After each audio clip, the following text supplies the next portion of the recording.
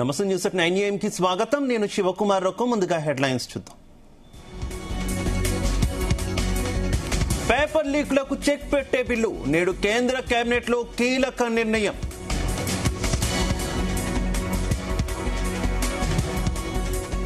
మోదీ హామీతో దీక్ష విరమించిన వాంగ్చుక్ ఉద్యమం హింసాత్మకంగా మారడంపై ఆవేదన.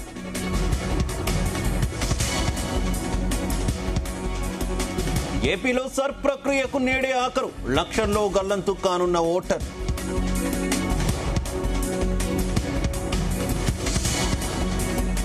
ఆల్మట్టి నుంచి మొదలైన కృష్ణమ్మ వరద మరో 3 రోజుల్లో దూరాలకు చేరిక.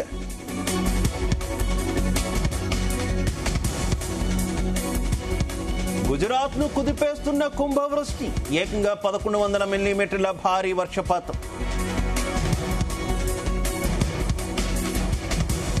మళ్లీ ప్రపంచ దేశాలకు ట్రంప్ షాక్, భారత్ సహా 60 దేశాలపై భారీగా ట్యాక్స్.